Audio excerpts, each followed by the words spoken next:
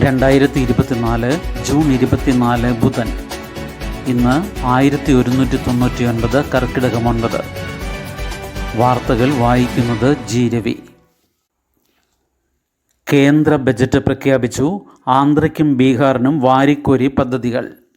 കൃഷിമേഖലയ്ക്ക് 1.52 ലക്ഷം കോടി വളം സബ്സിഡി കുറച്ചു. സ്റ്റാർട്ടപ്പിലെ നിക്ഷേപത്തിന് ചുമത്തിയിരുന്ന ഏഞ്ചൽ ടാക്സ് ഒഴിവാക്കി. സ്വർണം വെള്ളി ഇറക്കുമതി തീരുവ 6% കുറച്ചു. പ്രളയ ദുരിതം നേരിടാൻ ബീഹാറിന് 11,500 കോടി രൂപ, ഹൈവേ വികസനത്തിന് 26,000 കോടി. തൊഴിലുറപ്പ് പദ്ധതി വിഹിതം കുറച്ചു. ആന്ധ്രയ്ക്ക് തലസ്ഥാന നഗര വികസനത്തിന് 15,000 കോടി വിദേശ സഹായം. രാജ്യമാകെ ഭൂരേഖ രജിസ്ട്രി സജ്ജമാക്കും. വിദേശ കമ്പനികളുടെ കോർപ്പറേറ്റ് നികുതി കുറച്ചു. ഇനി 35%. മൂലധന ലാഭത്തിന്മേലുള്ള നികുതി പരിഷ്കരിച്ചു. ഇന്ത്യയിൽ പഠിക്കാൻ 10 ലക്ഷം വരെയുള്ള വിദ്യാഭ്യാസ വായ്പയ്ക്ക് പ്രത്യേക സഹായം. സ്ത്രീകളുടെ പേരിൽ വാങ്ങുന്ന ഭൂമിക്ക് കുറഞ്ഞ സ്റ്റാമ്പ് ഡ്യൂട്ടി. പുതിയ ആദായ നികുതി സ്കീമിൽ ഇനി 75,000 രൂപ സ്റ്റാൻഡേർഡ് ഡിഡക്ഷൻ. സ്ലാബുകൾ പരിഷ്കരിച്ചു. കുടുംബ പെൻഷൻ 15,000 രൂപ ഡിഡക്ഷൻ 25,000 രൂപയാക്കി. 500 കമ്പനികളിലായി 5 വർഷത്തിനകം 1 കോടി യുവജനങ്ങൾക്ക് ഇൻറ്റേൺഷിപ്പ്. 1000 ITIകൾ നവീകരിക്കും. മുദ്രാ വായ്പ പരിധി 10 ലക്ഷത്തിൽ നിന്ന് 20 ലക്ഷമാക്കി. MSME മേഖലയിൽ മെച്ചപ്പെട്ട വായ്പാ പദ്ധതികൾ. സ്റ്റാമ്പ് ഡ്യൂട്ടി കുറയ്ക്കാൻ സംസ്ഥാനങ്ങൾക്ക് പ്രോത്സാഹനം. മക്കളുടെ പേരിൽ അക്കൗണ്ട് തുടങ്ങാൻ പദ്ധതി. വയനാട് ഉൾപ്പെടെയുള്ള ജില്ലകളിൽ ഗോത്രക്ഷേമ പദ്ധതി. നഗരങ്ങളിലെ ദരിദ്രർക്കും ഇടത്തരക്കാർക്കുമായി 10 ലക്ഷം കോടിയുടെ ഭവന പദ്ധതി. വില കൂടുന്നവ ഇറക്കുമതി ചെയ്ത ടെലികോം ഉപകരണങ്ങൾ, PVC flex banner, ammonium nitrate. വില കുറയുന്നവ സ്വർണം വെള്ളി പ്ലാറ്റിനം, മൊബൈൽ ചാർജറുകൾ, 3 അർബുദ മരുന്നുകൾ, എക്സ്റേ യന്ത്രങ്ങൾ, സോളാർ പാനലുകൾ, മീൻ ചെമ്മീൻ തീറ്റ, ലെതർ ഉൽപ്പന്നങ്ങൾ, തുണിത്തരങ്ങൾ, പാദരക്ഷകൾ, ഗ്രാഫൈറ്റ്. കേന്ദ്ര ബജറ്റിൽ കേരളത്തിന് ഒന്നുമില്ല. വിഴിഞ്ഞത്തെ കണ്ടില്ല, എയിംസിനെ മറന്നു. വളം സബ്സിഡി കുറച്ചതും തൊഴിലുറപ്പ് പദ്ധതി വിഹിതം കുറച്ചതും തിരിച്ചടി. ആന്ധ്രയ്ക്കും ബീഹാറിനും വാരിക്കോരി കൊടുത്ത ഇത്തവണത്തെ ബജറ്റ് കേരളത്തെ പൂർണ്ണമായി കൈവിട്ടു. കേരളം ആവശ്യപ്പെട്ടതിൽ ഒന്നുപോലും നൽകിയില്ലെന്ന് മാത്രമല്ല, രാജ്യത്തെ ഏറ്റവും വലിയ ട്രാൻസ്ഷിപ്മെൻ്റ് തുറമുഖമെന്ന ഖ്യാതിയോടെ യാഥാർത്ഥ്യമായ വിഴിഞ്ഞം രാജ്യത്തിൻ്റെ സമ്പദ് വ്യവസ്ഥയിൽ ചെലുത്തിയേക്കാവുന്ന സ്വാധീനം പോലും കണക്കിലെടുത്തില്ല. 5,000 കോടിയുടെ അടിസ്ഥാന സൗകര്യ വികസന പാക്കേജാണ് വിഴിഞ്ഞത്തിനായി ചോദിച്ചിരുന്നത്. കോഴിക്കോട് കിനാലൂരിൽ സ്ഥലം കണ്ടെത്തി അറിയിച്ചിട്ടും എയിംസിൻ്റെ കാര്യം കേന്ദ്രം മറന്നു. ഫണ്ടുകളിലും ഗ്രാൻറ്റുകളിലും കടമെടുപ്പ് പരിധിയിലുമെല്ലാം കുറവ് വന്നിരിക്കുന്ന സാഹചര്യത്തിൽ 24,000 കോടി രൂപയുടെ പ്രത്യേക പാക്കേജ് കേരളം ആവശ്യപ്പെട്ടിരുന്നു. അതേപടി ലഭിക്കുമെന്ന് പ്രതീക്ഷിച്ചില്ലെങ്കിലും ദേശീയപാത സ്ഥലമെടുപ്പിൻ്റെ 25% വിഹിതമായി 6,000 കോടിയോളം രൂപ കേരളം വഹിക്കുന്നതുൾപ്പെടെയുള്ള പ്രയാസങ്ങൾ പരിഹരിക്കപ്പെടുമെന്നായിരുന്നു വിശ്വാസം. വയനാട് തുരങ്കപാതയ്ക്കും സഹായമില്ല. കേന്ദ്രാവിഷ്കൃത പദ്ധതികളുടെ ഭാഗമായി കേന്ദ്രം ചെലവഴിക്കേണ്ട തുകയിൽ സംസ്ഥാനം ചെലവിട്ട 3,686 കോടി രൂപയും ചോദിച്ചിരുന്നു. പുതിയതൊന്നും കിട്ടിയില്ലെന്ന് മാത്രമല്ല, പഴയതിൻ്റെ കാര്യത്തിൽ ഉറപ്പുമില്ല. പ്രളയ ദുരിതം നേരിടാൻ ബീഹാറിന് മാത്രം 11,500 കോടിയുടെ സഹായമാണ് പ്രഖ്യാപിച്ചത്. 2 പ്രളയങ്ങൾ അതിജീവിച്ച കേരളത്തിന് ആ വഴിക്കും പരിഗണന കിട്ടിയില്ല. വളത്തിൻ്റെ സബ്സിഡി കുറച്ചതും തൊഴിലുറപ്പ് പദ്ധതി വിഹിതം കുറച്ചതും തിരിച്ചടിയാകും. ദേശീയപാത വികസനം ഒഴിച്ചു നിർത്തിയാൽ 2 മോദി സർക്കാരുകളുടെ കാലത്തും ബൃഹത് പദ്ധതികളൊന്നും കേരളത്തിന് ലഭിച്ചിട്ടില്ല. സംസ്ഥാനത്തിൻ്റെ നിലവിലുള്ള സാമ്പത്തിക പ്രതിസന്ധിക്ക് ഒരാശ്വാസവും കേന്ദ്ര ബജറ്റിലൂടെ നൽകിയില്ലെന്നത് പ്രതിസന്ധി രൂക്ഷമാക്കും. റെയിൽ ബജറ്റിലും നിരാശ. റെയിൽവേ വികസനത്തിലും കേരളത്തിന് കാര്യമായ പരിഗണനയില്ല. ഷൊർണൂർ എറണാകുളം 3ാം പാതയ്ക്ക് 5 ലക്ഷം രൂപ മാത്രമാണ് നീക്കിവച്ചിരിക്കുന്നത്. ആലപ്പുഴ വഴിയുള്ള ഇരട്ടപ്പാത പൂർത്തീകരിക്കുന്നതിനാണ് മുൻഗണന. തിരുവനന്തപുരം കന്യാകുമാരി പാത ഇരട്ടിപ്പിക്കലിൻ്റെ തുക കുറയ്ക്കുകയും ചെയ്തു. ചോദ്യചോർച്ച വ്യാപകമല്ലെന്ന സുപ്രീം കോടതി. നീറ്റിൽ മാറ്റമില്ല.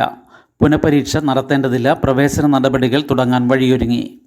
ദേശീയ മെഡിക്കൽ പ്രവേശന പരീക്ഷ നീറ്റ് UGയുടെ ഫലം റദ്ദാക്കില്ല. ചോദ്യചോർച്ചയും ക്രമക്കേടുകളും വ്യാപകമല്ലെന്ന് ചീഫ് ജസ്റ്റിസ് DY ചന്ദ്രചൂഡ് അധ്യക്ഷനായുള്ള സുപ്രീം കോടതിയുടെ 3-അംഗ ബെഞ്ച് നിരീക്ഷിച്ചു. 23 ലക്ഷം വിദ്യാർത്ഥികളുടെ ഭാവിയെ ബാധിക്കുന്ന കാര്യമാണെന്ന് ചൂണ്ടിക്കാട്ടി പുനഃപരീക്ഷ ആവശ്യം കോടതി തള്ളി. അനിശ്ചിതത്വത്തിലായിരുന്ന മെഡിക്കൽ പ്രവേശന നടപടികൾ ഇനി വൈകാതെ ആരംഭിക്കും. ജാർഖണ്ഡിലെ ഹിസാരിബാഗിലും ബീഹാറിലെ പാറ്റ്നയിലും ചോദ്യചോർച്ചയുണ്ടായി എന്നതിൽ തർക്കമില്ല. എന്നാൽ വ്യാപകമായി ചോർച്ചയുണ്ടായെന്നതിനോ പരീക്ഷയുടെ പവിത്രതയെ ബാധിക്കുന്ന തരത്തിൽ പിഴവുണ്ടായതിനോ തെളിവില്ലെന്ന് കോടതി വിലയിരുത്തി.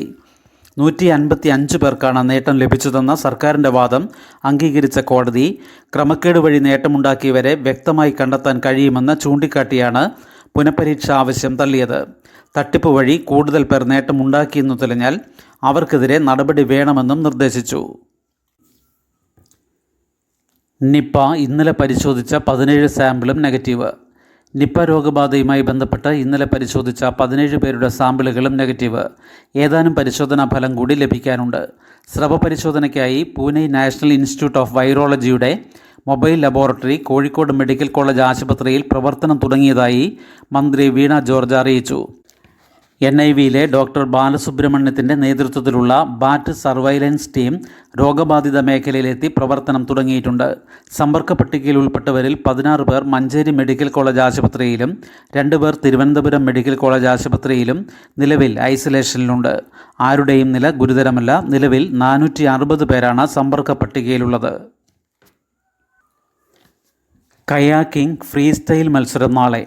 മലബാർ റിവർ ഫെസ്റ്റിവലിൻ്റെ ഭാഗമായി white water kayaking championship free style മത്സരം നാളെ രാവിലെ 9 മുതൽ കുറ്റ്യാടിപ്പുഴയിലെ പറമ്പൽ മീൻതുള്ളിപ്പാറയിൽ നടക്കും. 10ാമത് റിവർ ഫെസ്റ്റിവൽ 8 വിദേശ രാജ്യങ്ങളിലെയും ഇന്ത്യയിലെയും ഉൾപ്പെടെ 50ഓളം താരങ്ങൾ പങ്കെടുക്കുന്നുണ്ട്.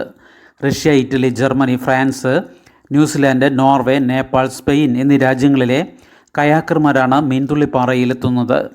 സംസ്ഥാന വിനോദസഞ്ചാര വകുപ്പിൻ്റെ നേതൃത്വത്തിൽ Kerala adventure tourism promotion society, DTPC എന്നിവ ജില്ലാ പഞ്ചായത്തുമായി സഹകരിച്ചാണ് ഫെസ്റ്റ് സംഘടിപ്പിക്കുന്നത്.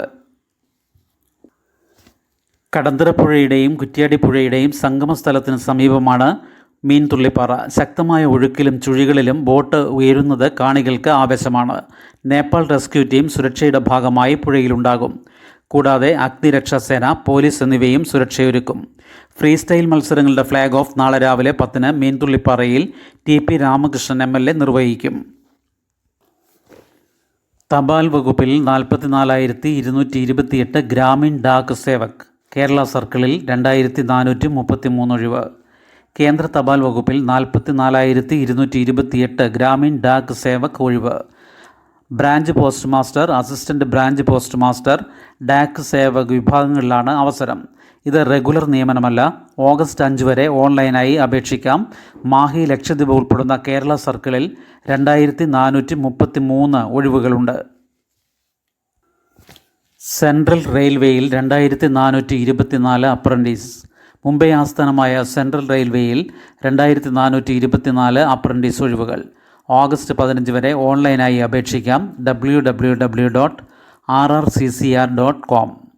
യോഗ്യത 50% മാർക്കോടെ 10ാം ക്ലാസ് ജയം. ബന്ധപ്പെട്ട ട്രേഡിൽ നാഷണൽ ട്രേഡ് സർട്ടിഫിക്കറ്റ് അല്ലെങ്കിൽ പ്രൊവിഷണൽ സർട്ടിഫിക്കറ്റ് വേണം. പ്രായം 15 മുതൽ 24 വരെ. അർഹർക്ക് ഇളവുണ്ടാകും. സ്റ്റൈഫൻഡ് 7,000 രൂപ. തിരഞ്ഞെടുപ്പ് 10ാം ക്ലാസ് ITI പരീക്ഷകളുടെ മാർക്ക് അടിസ്ഥാനമാക്കി. ഫീസ് 100 രൂപ. ഓൺലൈനായി അടയ്ക്കണം. പട്ടിക വിഭാഗം, ഭിന്നശേഷിക്കാർ, സ്ത്രീകൾ എന്നിവർക്ക് ഫീസില്ല. ശുഭദിനം. നന്ദി.